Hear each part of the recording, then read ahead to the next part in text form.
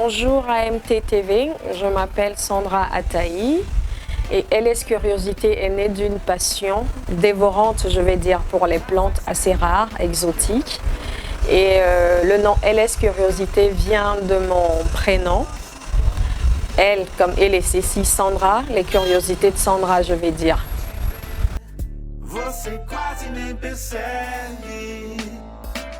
J'aime les plantes assez rares, hyper rares.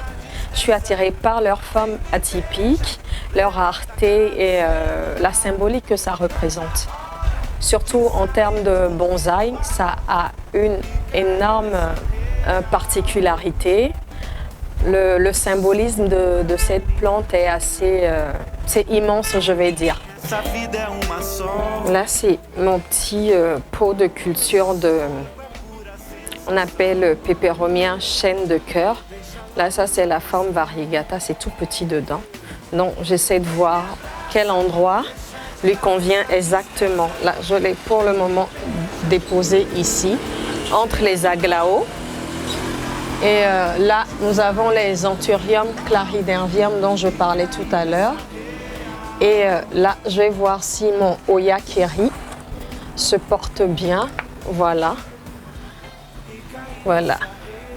Là, ça va. Là, tous les jours, il faut passer checker le substrat, si c'est sec, arroser, déplacer, s'il n'y a pas une assez bonne luminosité et voir comment la plante se porte. C'est comme rentrer à la maison et voir si ses enfants se portent bien tous les jours. Est-ce que je parlais d'éducation à refaire? Non, il faut leur apprendre. C'est une sensibilisation, je vais dire. Avoir des plantes chez soi, c'est une thérapie, comme je l'avais déjà dit. Ça fait du bien.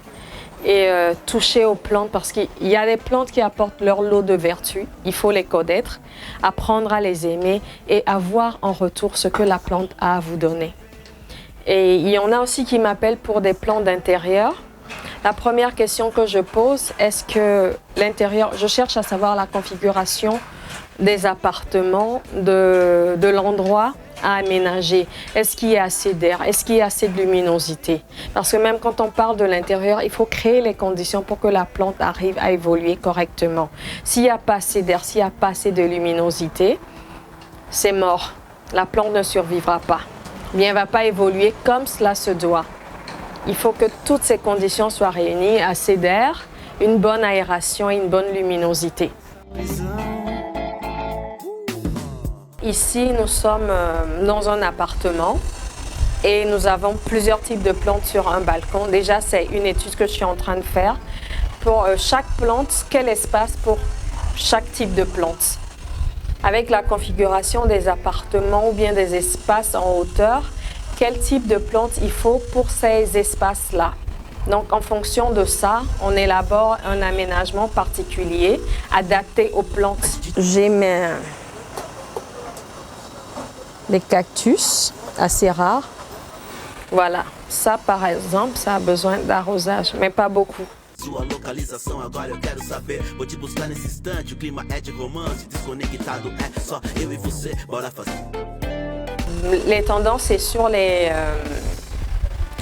plantes suspendues, les aménagements suspendus, les décos murales de plantes, mais de plantes naturelles. Voilà, et en termes de plantes de déco murale, nous avons des plantes assez rares que les gens incorporent. De plus en plus, la tendance est sur les plantes assez rares. Ce sont des Tillandsia qui nous proviennent des forêts de l'Amérique du Sud. Ce sont des plantes qui n'ont pas besoin de terre et d'eau, enfin de terre, de substrat pour évoluer. On peut les accrocher ou coller au tronc d'un arbre pour qu'elles survivent. Là, je les ai juste suspendues pour ceux qui n'ont pas la main verte. Ces types de plantes sont parfaits. Pas besoin de terre, pas besoin d'arrosage. Si, elles ont toutefois besoin d'eau, juste en pulvérisation, chaque 2 semaines. Voilà, pour ceux qui n'ont pas du tout la main verte et qui aimeraient avoir des plantes chez eux. C'est de la famille des Tillandsia. Je peux vous donner quelques noms. Ça, de par sa forme, vous voyez, mon amour pour les formes atypiques. Ça, ça ressemble à quoi? À un personnage de la mythologie grecque, à Médusa. Ça s'appelle le Médusa caput. Ça, c'est le Tillandsia bulbosa. Et ça, c'est les filles de l'air. C'est toujours de la famille des Tillandsia. On l'appelle également barbe de vieillard. Echinocactus, ou ça a un nom très commun, le coussin de belle-mère. Pourquoi ça s'appelle comme ça? Pardon? Quel est le rapport avec la belle-mère? Ah bah allez-y comprendre. Allez-y comprendre. Ça fait partie de la famille des echinocactus. Ça, voilà, mon coup de cœur parmi les cactus. Ça. Bon, je vais vous montrer ça en grand pot. Voilà. Ouais, comment c'est curieux comme plante. C'est un Euphorbia lactea cristata.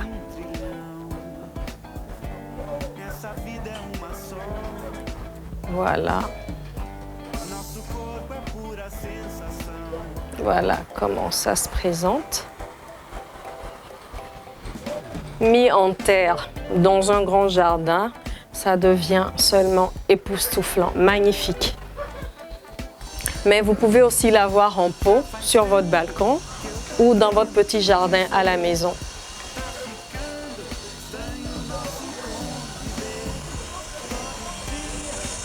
Avoir une plante chez soi ou bien rentrer, toucher une plante, arroser, prendre soin d'une plante, c'est une thérapie. C'est une thérapie qu'aucune médecine ne peut fournir. Avoir un jardin, cultiver, toucher des plantes, même toucher la terre avec les doigts, mettre en terre une plante, la voir grandir, ça procure un bien-être fou. Et ça fait du bien au corps et à l'âme. Quel que soit l'espace, on peut avoir une plante chez soi et la voir grandir. Que chaque maison ait son espace vert. Bah, ceux qui sont les passionnés de plantes, les amoureux de plantes ou simplement les curieux, peuvent venir directement appeler LS Curiosité au 07 47 41 83 99 pour avoir de belles plantes, surtout ceux qui n'aiment pas avoir tout ce qui est commun.